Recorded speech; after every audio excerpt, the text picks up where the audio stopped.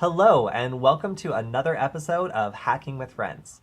Today, I have my colleague Killian on. Hey, Kody, thanks for having me on again. Yeah, and my name is Kody Kinsey. I'm a security researcher with Varonis.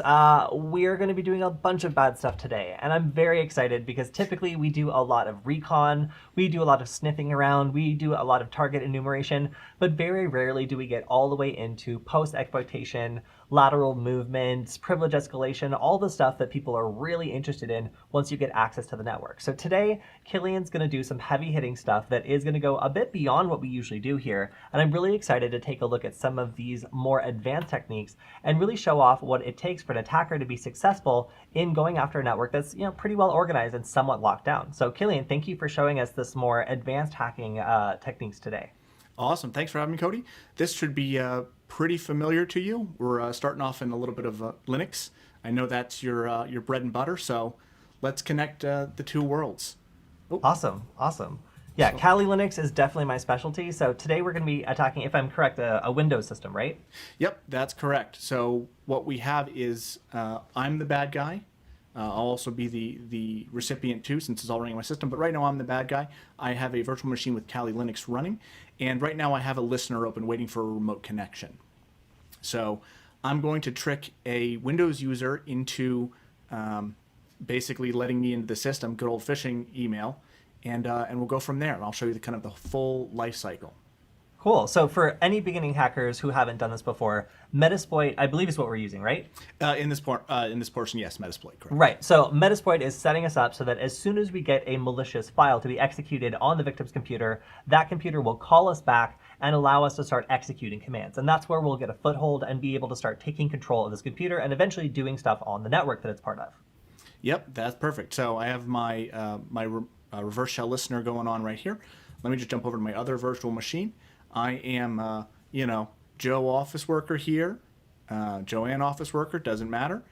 In this case, the bad guy, he's sent out, or I've sent out my email here, pretending to be the financial manager at the company. Said, hey, salary update. It's trying times now. Could be going up, could be going down. What I'm seeing 12% here. 12% is pretty good. I'll take that. I'll take that any day of the week.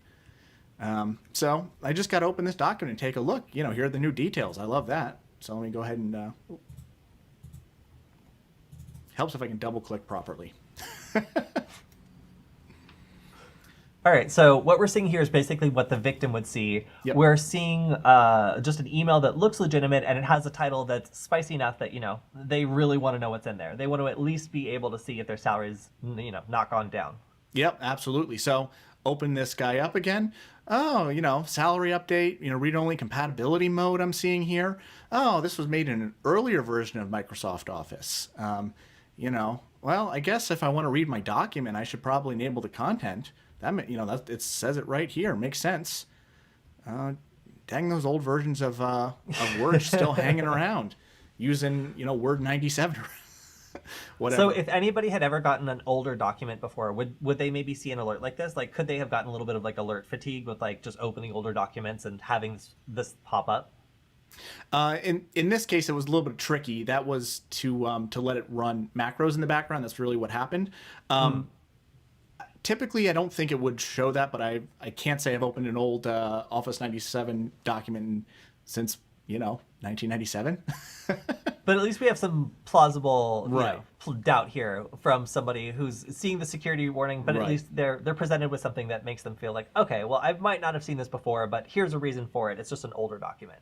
Yeah, it's set up. I don't see any grammatical issues or things to tip us off so far. So yeah, let's turn on enable that. Well, I didn't see anything happen, so I don't see my document. Well, I don't know. Something must be up with this file. I guess I'll just have to deal with this later on, right? So I'm still on my machine here. I can minimize my my Outlook. I don't see anything going on. There's no signs of anything happening. So I'm none the wiser. My document just didn't open. But if I go back to my other virtual machine, here we go. So here is my reverse shell, and I can see that we've opened a session from that machine. Cool. So now we've got that computer to call us back, Yep. and we're able to execute commands on it. Yes, indeed. So let me just come down here. I'm going to do sessions, and then interact with this session 1. So in this case, now I'm interacting with that reverse shell here. The first thing I want to do is, maybe this was indiscriminate. I sent it out to a bunch of folks at the company. I don't know much about them or what their network looks like. So I'm kind of going in blind. So the first thing I think I want to do is I want to start doing some recon about the network. So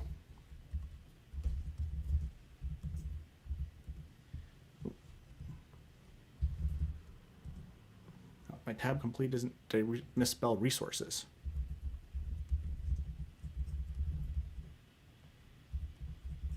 I always get nervous when the tab complete doesn't work. It makes me feel like I've done something very wrong.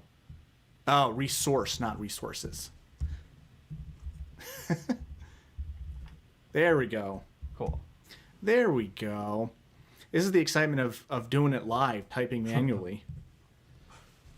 It's always exciting to see people mistype things on the internet.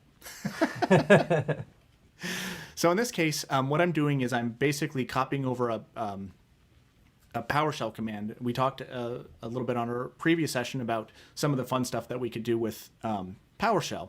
So in this case, I've copied over and executed a PowerShell command, and what it's doing is it's doing just reverse lookups. So using DNS to check the IP ranges to see what I find out there.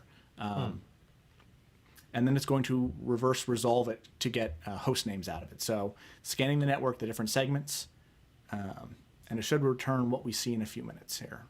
And I'm curious, how noisy is this kind of attack? Is this like the kind of network behavior that might happen normally, or would a company need to be like pretty locked down to detect this?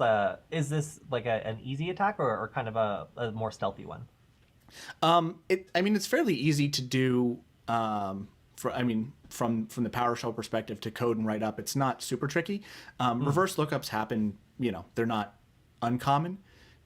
Typically, though, if you see a whole bunch of them, that's when it could start getting a little bit more questionable. And it depends on, these all executed very fast. I just did it, very quickly. I could do, if I was really, really stealthy, I could do, one of these an hour, one of these a day, and it, you'd really have to be looking and watching DNS very closely to see it. Right, and you'd have to have some pretty paranoid rules in order to catch behavior like that, right? Yep. So in this case, I've found one host. Actually, there's more hosts on the network here. I think my lab is just a little bit goofy at the moment. But in this case, you typically get a handful of returns for your hosts that you see on the network. I just happen to know that there are other hosts here as part of my network. But in the real world, you have a list of several things that you found. In a corporate network, you could have hundreds or thousands of devices here that you've looked up at this case too. So the next thing that I want to do is I have kind of an idea of what's going on out there. Oops. I want to break out of this because I'm still in the PowerShell. There we go. Cool. Okay, so now I'm back. I was still on the command on the other side, so I wanted to get back to interacting with it. So the next thing I want to do is I'm on this machine. I want to learn a little bit about what other users have been on here. And see if I can get some additional credentials, anything else that's going to help me move around at this point. So we've already gained access to the first computer. Yep. We've taken a peek at the network, and now we're trying to maybe look at how we can slip around the network disguised as someone else. Yep, that's exactly it. Cool. So I'm going to do... Yep, there we go. And execute this guy. So... you can see it loading, hopefully real quick, coming through here. I'm going to do some Mimikatz trickery. I know this is another one of your favorites. We've talked about this guy before. It's one of those do everything tools. So Mimikatz is typically used to, if you haven't used it before, retrieve information that's in memory and look for interesting stuff like passwords, hashes, that sort of thing, right? Yep, exactly. Cool. So we've gotten some pretty good stuff on here. You can see, it's a little bit hard to see here. I could flip it open, but what I've done is I see that some other people have logged onto this machine. I see Financial Manager here, have logged on. So I've grabbed the information from these guys. And let me just close this window really quick, and I can show you. I think maybe it'll it'll make a little bit more sense in here. So I have all of the tickets for the machines that have logged in here. Maybe I go to a different view. Maybe it'll look better. There we go. That's easier. So I got financial manager, I'm the engineer here. In this case, got some pretty interesting details that I can maybe take advantage of for my next bits of trickery. Let me come back up to my shell. There we go. So now in this case, I've looked around a little bit. I see some other, credentials here. For my previous step, I might have learned that there's some additional information. So the next thing I might want to do is move laterally. I don't want to get locked down. Maybe by this point, my person who I emailed the file to, they've called IT. Hey, I got this weird file. I don't know what's going on. So I want to make sure that I maintain some persistence here. So I want to move laterally. I don't want them to find it out, kill the network connection, and then I've lost my in. I have to start over from step one. Right. Ideally, if you are able to move over to another computer, erase any trace on the computer that you originally entered in, and then use this new point of entry to basically spread throughout the network, that would mean even if that computer got quarantined or everything on it got wiped, you would still be able to maintain your access to the network. Yep, exactly. So the next thing I'm going to do, here we go, is I'm going to start my, actually here you can see it a little bit better. So here are my my hashes for the people that have logged into this machine. So from the tickets I just collected, here we have my engineer, we have my financial manager, I have the NTLM hash, I have the SHA-1 hash in this point. So I can use this now to do that lateral movement at this point. So I can do the pass the hash in this case to try and move around to, instead of entering my password manually, I'm going to go ahead and try and pass the hash and log into a different machine as a different person. I'm going to pick on my financial manager here at this point. So this is some pretty tricky stuff here at this point. Cool. So then we're not even trying to get the password at this point. We're just trying to pass on the hash that we observed to try to trick another machine into thinking we have the password, even though we don't. Yep, exactly. At this point, we have some of this information, the NTLM hash. Again, we don't have the password. We could theoretically take this, maybe try and crack it offline. We had talked about, using John the Ripper in our, I believe, previous session that we had done together. So again, we could try some of that offline brute forcing if we wanted to get that password back. But right now, I'm just going to try and move to a different resource here. So right now, I'm trying to attempt to authenticate to desktop 2 as a different user. Here we go. Oh yeah, you've got another session. Yep, there we go. Nice. Sometimes it takes just a second for it to for it to pop up for me. So there we go. So what we're going to do is we're going to session -I, and then we're going to make that our second session here. There we go. Now I'm interacting with the second session at this point. Cool. So at this point, are you on another? You've moved over to another resource on the network, or what is this that we found, or whatever are we in now? Do we even know yet? Yeah. So in this case, I'm on another desktop here. Got it.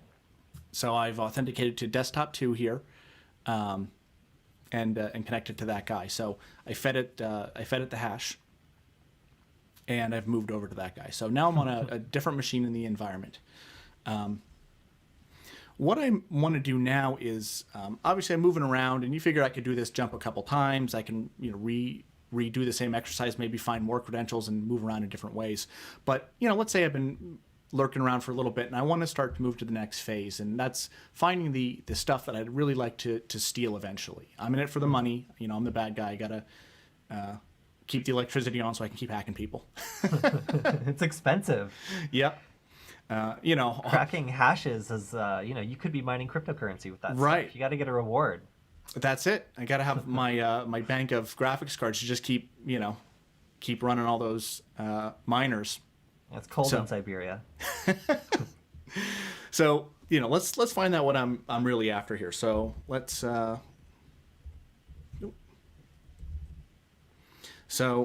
I'm going to see what I can do now that I'm on this other machine. I'm going to see if I can connect to maybe a file server or something else to find that information. You know, I could search around this machine too, see if there's anything interesting locally. We had looked at the script in the other one too, where I did my little searcher. You know, I could do use some something regex similar to find like credit cards and stuff. Yep, I could do the same thing here. So,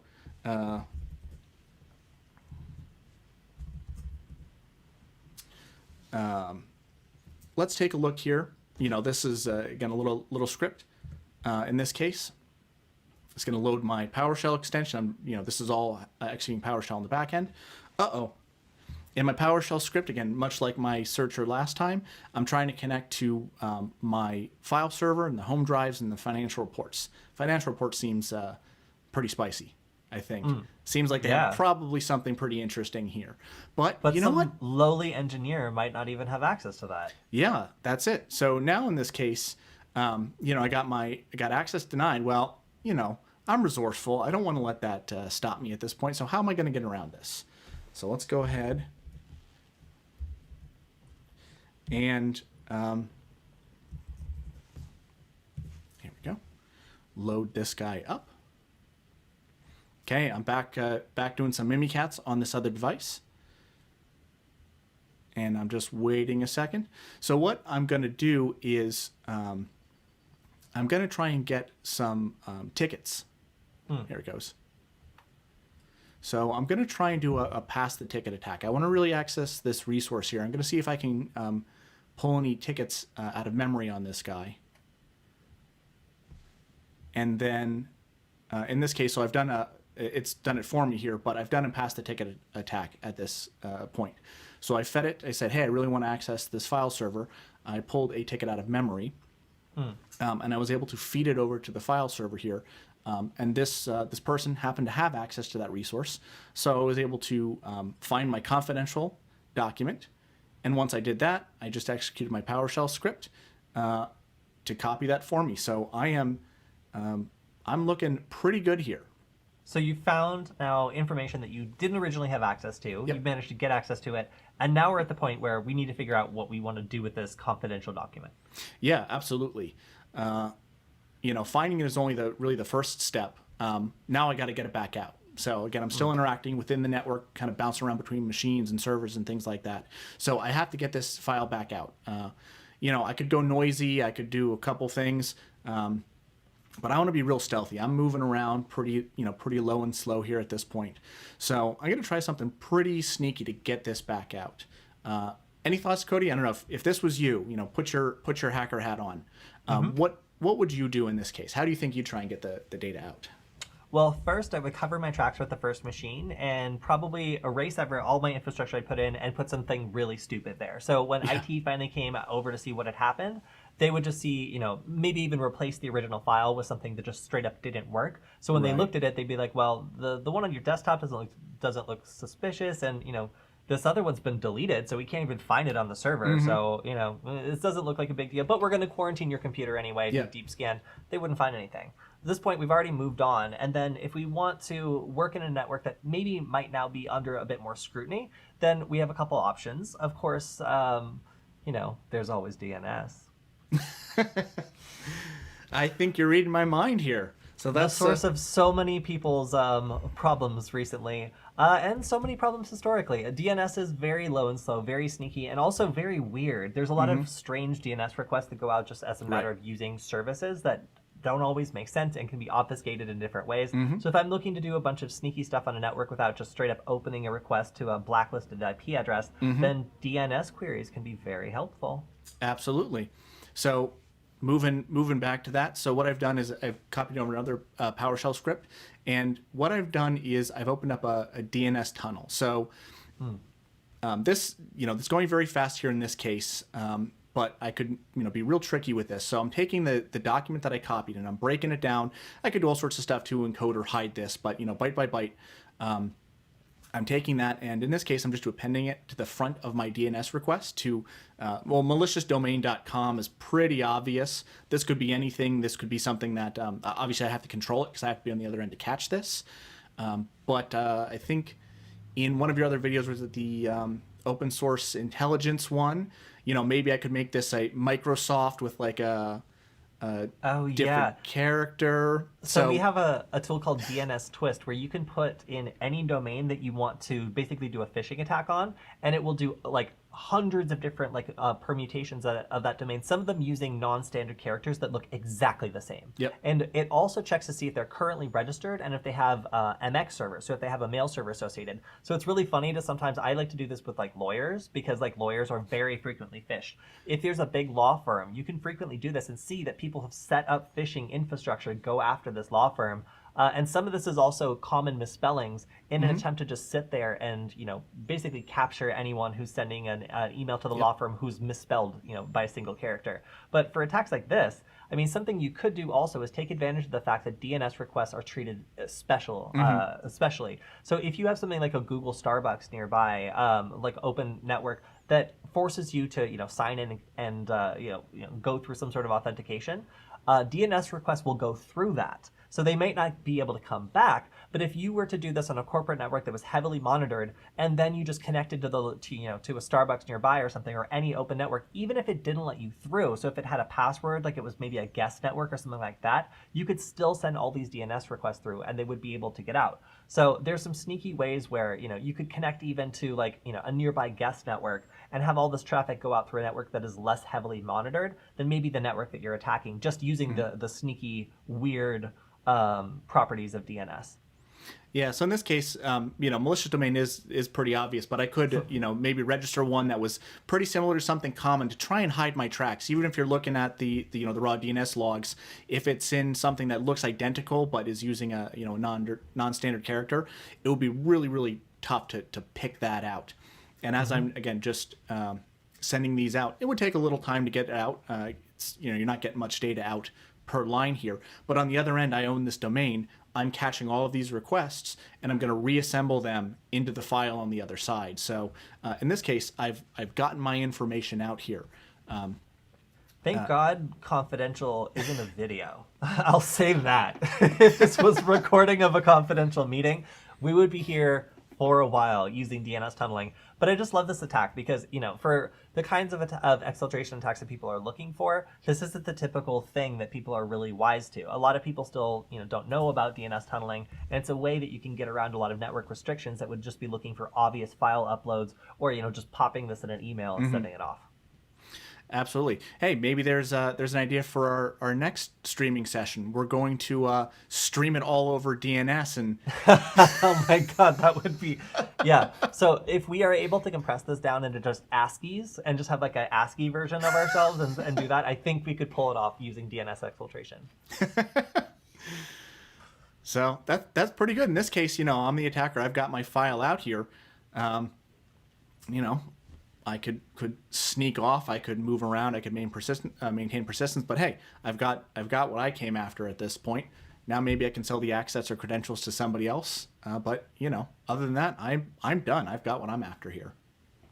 Wow. So at this point, just to review, we've gone through a lot. We've started out with just no knowledge of what the system was like whatsoever. We've sent a phishing email that looks pretty good, I have to say, like pretty official. Yep. We've created plausible context for someone to click on it and then go through the security warnings.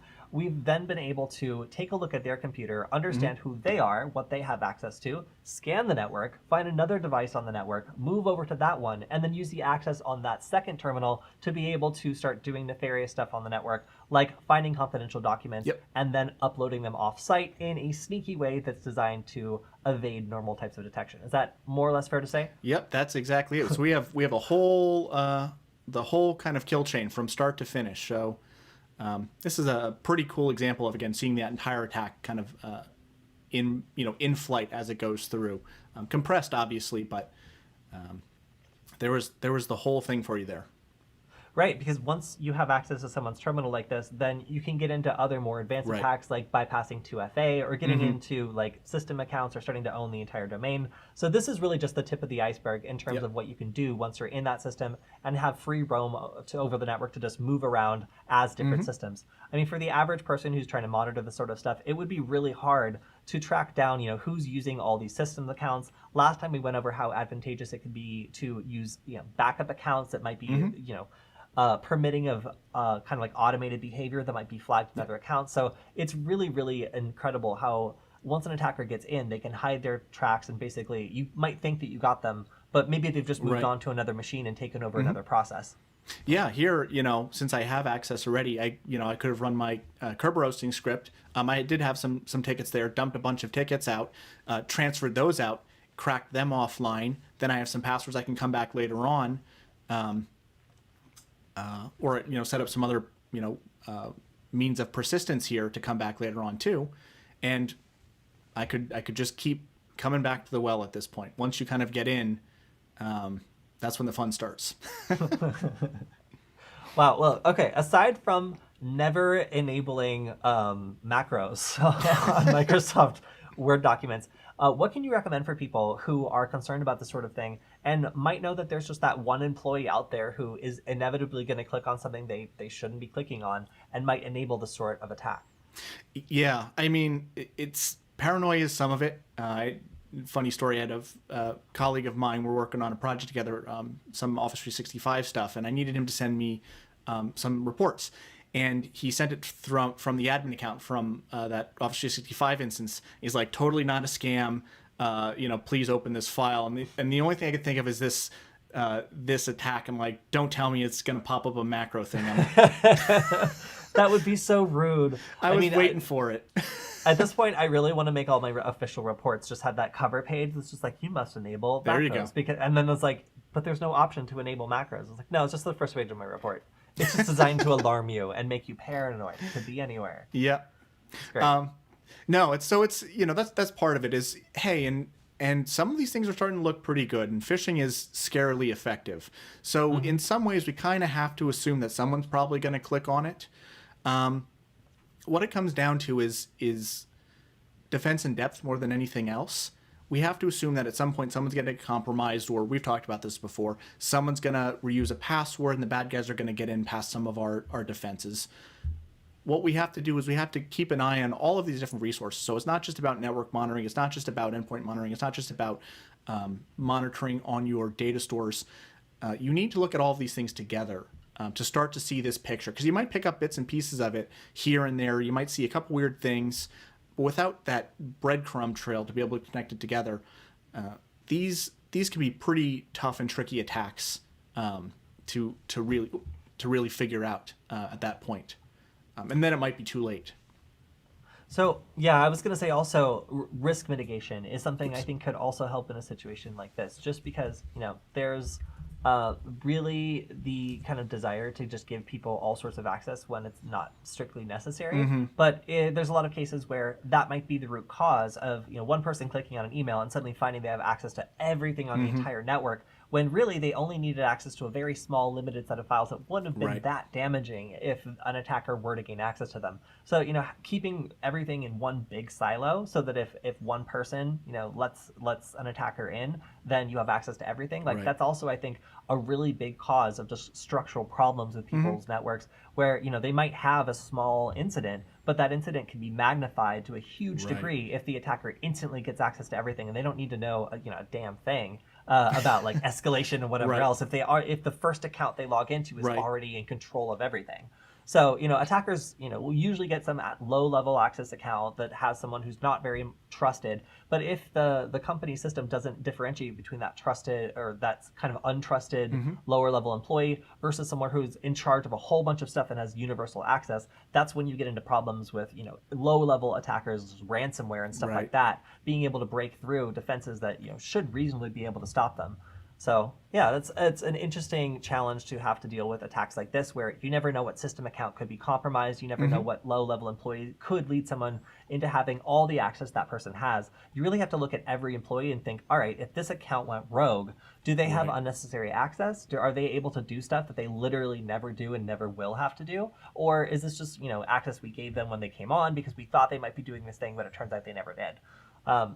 Yeah, I would say, like, it's really easy to get caught in an attack like this if you don't think about, what each individual employee can do if their account were to be hijacked. Yep, you hit the nail on the head with that one for sure. Cool. So this is pretty spooky, and like I said, we don't usually go into the phases of exploitation like this, but I really enjoyed this example because it really shows how quickly things can turn if an attacker gets a small foothold on a network. So thank you for showing this off today. I think that this is a much kind of more visceral idea of what the sort of attack looks like for businesses that are up against a sort of threat every day with phishing emails and worse. You know, they never know what's lurking behind an accidental click on something like this. But I think now we might have given them a little perspective onto how quickly things can turn around if they do make the mistake and click on a phishing link. Absolutely. Pretty good stuff. Pretty scary. So hopefully it was enlightening. Yeah. So as always, thank you so much to Varonis for making sure we could bring this to you today. If you like this broadcast, make sure to check out the Security Forward channel on YouTube. That's Security FWD. And you'll find all of our recorded broadcasts as well as our scheduled ones. So if you see one that you really like, you can subscribe to it and be notified when we go live. You can also check out our AD PowerShell scripting workshop. I guess it's more of a course. But it's a really good guide on getting started with some of the stuff not security related stuff we talked about today, but some of the AD stuff we've talked about today that was exploited. You can learn to do a lot of really powerful stuff in PowerShell if you're interested in that sort of IT stuff. And I think that Varonis has put together a great guide on doing so. So make sure to check that out if you're interested in resources about PowerShell and Active Directory. Cool. So thank you, Killian, for joining me today, and we will see you guys next time. Thanks so much, Kody. Appreciate it.